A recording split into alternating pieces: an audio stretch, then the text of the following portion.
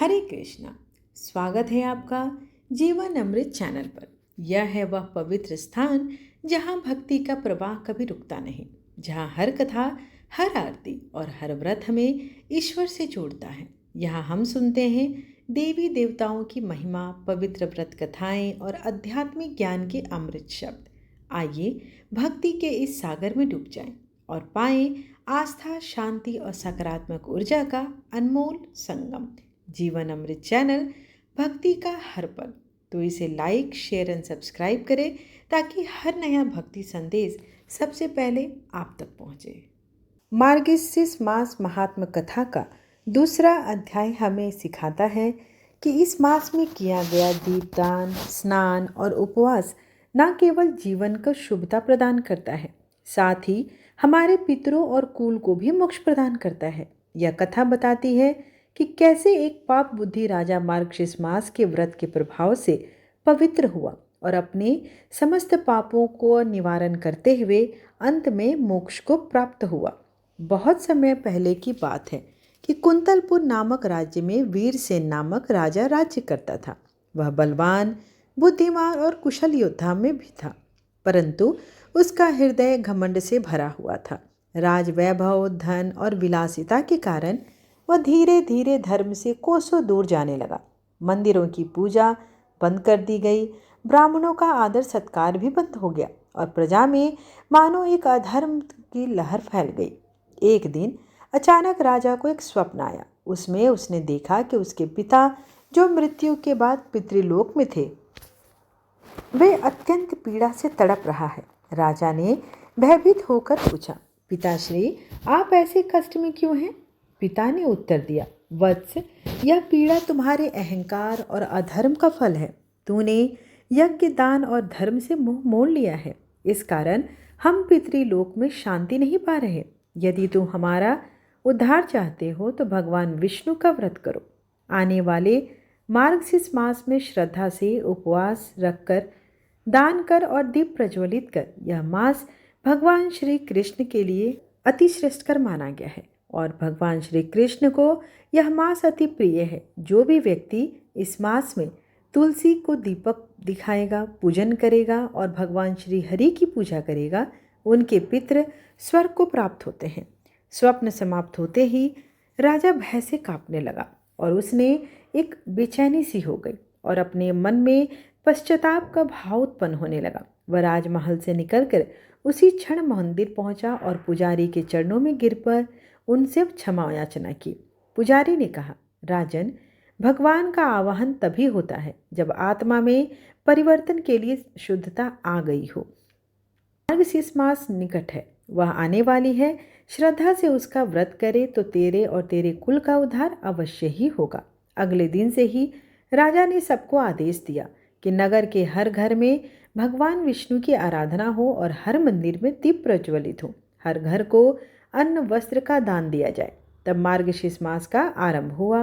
तब राजा ने राजश्री वस्त्र त्याग दिए और साधारण वस्त्र को धारण किया और राज सिंहासन के स्थान पर भूमि पर बैठकर ओम नमो भगवते वासुदेवाय का जप आरंभ किया। उसने नियम किया, क्रोध नहीं किया, असत्य नहीं बोला, ना ही किसी जीव को कष्ट दिया। राजा प्रतिदिन ब्रह्म मुहूर्त में स्नान कर गंगा जल से भगवान श्री कृष्ण का अभिषेक करता। हर शाम राजमहल में हजारों दीपक प्रज्वलित किए जाते और तुलसी के पौधे के समीप घंटा नाद के साथ हरि का कीर्तन किया जाता। गोविंद जय जय, गोपाल जय जय, माधव जय जय, गोविंद जय जय, इसका गुंज होने लगा। पूरे राज्य में मानो एक भक्ति का वातावरण ही फैल गया। एक दिन जब राजा धनास्त में व्यस्त थे, वह ध्यान मुद्रा में चले गए। ध्यान मुद्रा में जाने के बाद मंदिर के गर्भगृह से उन्हें एक दिव्य प्रकाश प्रकट हुआ और उससे भगवान श्री हरि के चतुर्भुज रूप में दर्शन हुए। पीतांबर धारण किए, शंख, चक्र, गदा और पद्म धारण किए हुए वे बोले, राजन वीरसेन, तुमने अपने जीवन के दोषों का प्रायश्चित कर लिया है। तेरे पितृ मुक्त हो जाएंगे। मार्गशीर्ष मास में किया गया व्रत, स्नान और दीपदान तेरे लिए ही नहीं बल्कि तेरे पूरे वंश के लिए मोक्षदायक होगा। भगवान के दर्शन से राजा की आंखों में आंसू आ गए। वह गिर पड़ा और बोला, हे प्रभु, आपने मुझे नया जीवन प्रदान किया है। अब मेरा हर कार्य आपकी सेवा में समर्पित होगा। तभी आकाश से पुष्प वृष्टि होने लगी, मंदिर में घंटनाद होने लगे और उसी क्षण राजा के स्वप्न में देखे गए उसके पिता का स्वर सुनाई दिया, वत्स, तेरा धर्म लौट आया है, हमारा उद्धार हुआ। इसके पश्चात राजा ने मार्गशीर्ष मास के अंत तक निरंतर उपवास, दान, भजन और कथा का श्रवण का कर्म हमेशा किया। पूरे राज्य में अनगिनत दीपक जलाए गए, गरीबों को भोजन और वस्त्र दान में दिए गए। मार्गशीर्ष पूर्णिमा के दिन जब अंतिम दीप जलाया गया तो नगर में ऐसी दिव्यता फैली कि मानो साक्षात लक्ष्मी वहाँ अवतरित हो गई हों। उस दिन से राज्य में सुख, शांति और समृद्धि और धर्म का युग आरंभ हुआ। भक्तों, यह वही मार्गशीर्ष मास है जिसका स्मरण करने मात्र से समस्त पाप नष्ट हो जाते हैं। इस मास में किया गया जप, तप, दान 7 जन्मों तक के कर्म बंधनों को काट देता है। भगवान श्री कृष्ण ने स्वयं कहा है कि जो भी इस मास में मेरा नाम जपता है, तुलसी का पूजन करता है, दीप दान करता है और दीन जनों की सेवा करता है, वह स्वयं मेरे धाम का अधिकारी बनता है। अतः हे भक्तों, जब मार्गशीर्ष मास आए तो मन, वचन और कर्म से श्री हरि के चरणों को स्मरण करें, दीपक जलाएं, दान पुण्य करें और अपने पितरों के लिए भी प्रार्थना करें। यह मास केवल दान या व्रत करने का नहीं, आत्मशुद्धि और आत्म जागरण करने का भी अवधि होता है। जो इस कथा को श्रद्धा से सुनता है उसके जीवन में अंधकार कभी नहीं रहती। भगवान की कृपा का प्रकाश सदैव उसके जीवन में रहता है। हरि नाम ही मोक्ष का द्वार है और मार्गशीर्ष मास उसका स्वर्ण कुंजी। अब हम रसपान करेंगे श्री कृष्ण और उनके परम मित्र सुदामा से जुड़ी एक रोचक कथा। एक बार की बात है कि सुदामा ने श्री कृष्ण से पूछा, कान्हा, मैं आपकी माया के दर्शन करना चाहता हूँ, यह कैसी होती है? श्री कृष्ण ने सुदामा को टालना चाहा, लेकिन जब सुदामा जिद करने लगे तब श्री कृष्ण ने कहा, अच्छा, कभी समय आएगा तो मैं तुम्हें जरूर बताऊंगा। फिर एक दिन श्री कृष्ण ने सुदामा से कहा, सुदामा, आओ गोमती में स्नान करने चलते हैं। अब दोनों गोमती नदी के तट पर गए, वस्त्र उतारे और दोनों नदी में उतर गए। श्री कृष्ण तो स्नान करके तट पर लौट आए और पीताम्बर पहनने लगे। उधर सुदामा ने देखा कि कृष्ण तो तट पर चले गए हैं, मैं एक और डुबकी लगा लेता हूँ। और जैसे ही सुदामा ने एक डुबकी और लगाई, सुदामा को लगा मानो गोमती में बाढ़ आ गई हो, वह बहे जा रहे हो। सुदामा जैसे तैसे घाट के किनारे रुके, घाट पर चढ़े और घूमने लगे। घूमते घूमते गांव के पास आ गए और वहां एक हथनी ने उनके गले में फूल माला पहना दी। सुदामा हैरान रह गए। उन्हें देखकर लोग इकट्ठा हो गए। लोगों ने कहा, हमारे देश के राजा की मृत्यु हो गई है। हमारा नियम है, राजा के मृत्यु के बाद हथनी जिस भी व्यक्ति के गले में माला पहना दे वही हमारा राजा हो जाता है। और हथनी ने आपके गले में माला पहनाई है, इसलिए अब तो आप ही हमारे राजा हैं। सुदामा हैरान रह गए। मैं राजा बन गया और फिर एक राजकन्या के साथ उनका विवाह भी संपन्न हो गया, पुत्र भी पैदा हो गए। एक दिन सुदामा की पत्नी बीमार पड़ गई। आखिर में वह पत्नी मृत्यु को प्राप्त हुई। सुदामा दुख से रोने लगे। उसकी पत्नी जो मर गई, जिन्हें वह बहुत ही प्रेम करते थे, बहुत सुंदर और सुशील भी थी। पत्नी के दुख से सुदामा बहुत दुखी हुई। लोग इकट्ठा हो गए और उन्होंने सुदामा से कहा कि आप रोइए मत, आप हमारे यहाँ राजा हैं, लेकिन जहाँ पर आपकी रानी गई है वहीं अब आपको भी जाना है। यह तो मायापुरी का नियम है। आपकी पत्नी को अब चिता में अग्नि दी जाएगी और आपको भी अपनी पत्नी की चिता में प्रवेश करना होगा। आपको भी अपनी पत्नी के साथ ही जाना होगा। यह सुनते ही सुदामा की तो सांस ही रुक गई। डर के मारे उसके हाथ पांव फूल गए। अब उसे भी मरना होगा, यह सोच सोचकर वह घबराने लगा। मेरी पत्नी की मृत्यु हुई, मेरी तो नहीं हुई है, भला फिर मैं क्यों मरूं? यह कैसा निर्णय है? सुदामा अब अपनी पत्नी की मृत्यु को भूलकर अपनी जान के लिए सोचने लगा। उस दुख को भूल गए और उनका रोना भी बंद हो गया और अब वह अपनी ही चिंता करने लगे। कहने लगे, भाई, मैं तो मायापुरी का वासी नहीं हूँ, मुझ पर आपकी नगरी का कानून लागू नहीं होता, मुझे क्यों जलना होगा? लोग नहीं माने, कहने लगे अपनी पत्नी के साथ आपको भी चिता में जलना होगा, मरना तो होगा ही, यह यहाँ का नियम है। लोगों की बात सुनकर सुदामा ने कहा, अच्छा भाई, चिता जलने से पहले मुझे स्नान तो कर लेने दो। पहले तो लोग नहीं माने, लेकिन जब सुदामा ने बहुत अनुनय विनय की तो फिर उनकी बात मान ली और उन्होंने कुछ हथियारबंद लोगों का पहरा वहां पर लगा दिया। सुदामा को स्नान करने दो, देखना कहीं भाग ना जाए। अब रह रहकर सुदामा डर के मारे रो उठते। सुदामा इतना डर गए कि उनके हाथ पैर कांपने लगे। किसी तरह कपकपाते हुए वह नदी में उतर गए, डुबकी लगाई और फिर जैसे ही बाहर निकले उन्होंने देखा कि माया नगरी कहीं पर भी नहीं है और किनारे पर तो कृष्ण अभी तक अपना पीताम्बर ही पहन रहे हैं। और इधर वो एक दुनिया घूम आए और मौत के मुंह से बचकर निकले भी। सुदामा तुरंत नदी से बाहर निकल गए और उनकी आंखों से लगातार आंसू बहे जा रहे थे। श्री कृष्ण ने देखा तो हैरान हो गए। हालांकि सब कुछ जानते थे, फिर भी अनजान बनते हुए श्री कृष्ण ने पूछा, सुदामा तुम क्यों रो रहे हो? सुदामा बोले, कृष्ण मैंने जो देखा वह सच था, या जो मैं देख रहा हूँ यह सच है? श्री कृष्ण मुस्कुराए और कहने लगे, जो देखा और जो भोगा वो सच नहीं, भ्रम था, स्वप्न था, माया थी मेरी। और जो तुम अब मुझे देख रहे हो यही सत्य है और मैं सच हूँ। मुझसे अलग जो कुछ भी है वह सब मेरी माया है। और सुदामा जो मुझे ही सर्वत्र देखता है, मुझे महसूस करता है, उसे मेरी माया स्पर्श नहीं करती। माया स्वयं का विस्मरण है, माया अज्ञान है और इंसान तो माया की कठपुतली है जिसे माया जब चाहे नचाती है। जो प्रभु श्री कृष्ण से जुड़ा है वह नाचता नहीं, भ्रमित नहीं होता, माया से दूर ही रहता है। वो जान जाता है और सुदामा भी जान गए थे। जो जान गया अब वह भला ही श्री कृष्ण से अलग कैसे रह सकते हैं? अब तो आप भी कृष्ण को समझ ही गए हैं। इस प्रकार मार्क्सिस्ट महात्मा कथा का दूसरा अध्याय यहीं पर समाप्त हुआ। आज अन्नपूर्णा देवी का भी समय चल रहा है, तो साथ ही आज शुक्रवार विशेष रूप से माता अन्नपूर्णा को समर्पित माना गया है।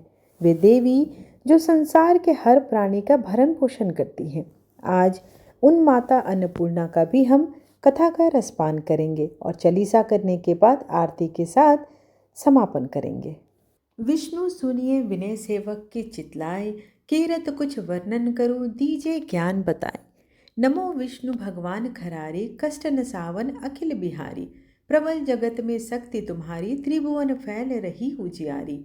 सुंदर रूप मनोहर सूरत, सरल स्वभाव मोहनी मूरत। तन पर पीतांबर अति सोहत, वैजयंती माला मनमोहत। शंख चक्र कर गदा विराजे, दैत्य दैत्य असुर दल भाजे। सत्य धर्म मद लोभ न गाजे, काम क्रोध मद लोभ न छाजे। संत भक्त सज्जन मनरंजन, दनुज असुर दुष्टन दल गंजन। सुख उपजाए कष्ट सब भंजन, दोष मिटाए करत जन सज्जन। पाप काट भव सिंधु उतारन, कष्ट नाश कर भक्त उबारन। करत अनेक रूप प्रभु धारण, केवल आप भक्ति के कारण। धरणी धेनु बन तुम ही पुकारा, तब तुम रूप राम का धारा। भार उतार असुर दल मारा, रावण आदि को संहारा। आप वराह रूप बनाया, हिरण्याक्ष को मार गिराया। धर्म तस्य तन सिंधु बनाया, 14 रत्नन को निकलाया। अमिलक असुरन द्वंद मचाया, रूप मोहनी आप दिखाया। देवन को अमृत पान कराया, असुरन को छवि से बहलाया। कुर्म रूप धर सिंधु मझाया, मंदराचल गिरि तुरत उठाया। शंकर का तुम फंद छुड़ाया, भस्मासुर को रूप दिखाया।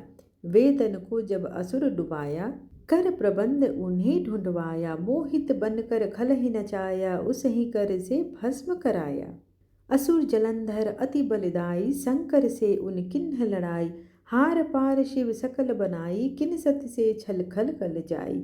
सुमिरन किन तुम्हें शिवरानी, बतलाई सब विपत कहानी। तब तुम बने मुनीश्वर ज्ञानी, वृंदा की सब सूरति भुलानी। देखत तीन दनुज सैतानी, वृंदा आए तुम्हें लपटानी। हो स्पर्श धर्म क्षति मानी, हना असुर उर शिव सैतानी। तुमने ध्रुव प्रहलाद उबारे, हिरण्याकुश आदि खल मारे, गणिका और अजामिल तारे, बहुत भक्त भव सिंधु उतारे। हरहु सकल संताप हमारे, कृपा करहु हरि सिरजनहारे। देखहु मैं निज दरस तुम्हारे, दिन बंधु भक्तन हितकारे। चाहता आपका सेवक दर्शन, करहु दया अपनी मधुसूदन। जानू नहीं योग्य सब पूजन, होय यज्ञ स्तुति अनुमोदन। शील दया संतोष सुलक्षण, विदित नहीं व्रत बोध विलक्षण। करहु आपका किस विधि पूजन, कुमति विलोक होत दुख भीषण। करहु प्रणाम कौन विधि सुमिरन, कौन भांति में करहु समर्पण। सुर मुनि करत सदा सेवकाई, हर्षित रहत परम गति पाई। दिन दुखीन पर सदा सहाय, निज जन जान लेव अपनाई। पाप दोष संताप नसाओ, भव बंधन से मुक्त कराओ।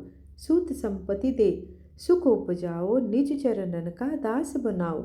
निगम सदा ये विनय सुनाए, पढ़े सुने जो जन सुख पावे। आइए अब भगवान की आरती करते हैं।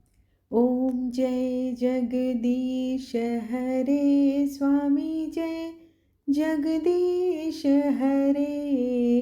भक्त जनों के संकट क्षण में दूर करे। ओम जय जगदीश हरे।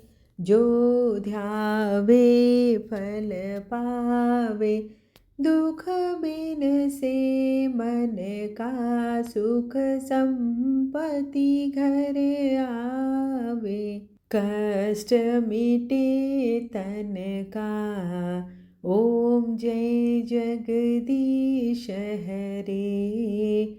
मात पिता तुम मेरे, शरण गहूँ मैं किसकी। तुम बिन और न दूजा, आस करूँ मैं जिसकी। ओम जय जगदीश हरे। तुम पूर्ण परमात्मा, तुम अंतर्यामी। पार ब्रह्म परमेश्वर, तुम सबके स्वामी। ओम जय जगदीश हरे। तुम करुणा के सागर, तुम पालन करता। मैं मूरख खल कामी, कृपा करो भरता। ओम जय जगदीश हरे। तुम हो एक अगोचर, सबके प्राणपति। किस विधि मिलूं दया मैं, तुमको मैं कुमति। ओम जय जगदीश हरे। दिन बंधु दुख हरता, तुम ठाकुर मेरे। अपने हाथ उठाओ, द्वार पड़ा मैं तेरे। ओम जय जगदीश हरे। विषय विकार मिटाओ, पाप हरो देवा। श्रद्धा भक्ति बढ़ाओ, संतन की सेवा। ओम जय जगदीश हरे। तन मन धन और संपत्ति, सब कुछ है तेरा। तेरा तुझको अर्पण, क्या लागे मेरा। ओम जय जगदीश हरे। श्री जगदीश जी की आरती जो कोई नर गावे। कहत शिवानंद स्वामी, मन वांछित फल पावे। ॐ जय जगदीश हरे। त्वमेव माता च पिता त्वमेव, त्वमेव बन्धु च सखा त्वमेव, त्वमेव विद्या द्रविणं त्वमेव, त्वमेव सर्वं मम देव देव। आरतीं समर्पयामि विष्णुदेवताय नमो नमः। आशा करती हूँ कि आपको आज की कथा और आरती पसंद आई हो। वीडियो पसंद आए तो चैनल को लाइक शेयर एंड सब्सक्राइब करना बिल्कुल ना भूलें। धन्यवाद।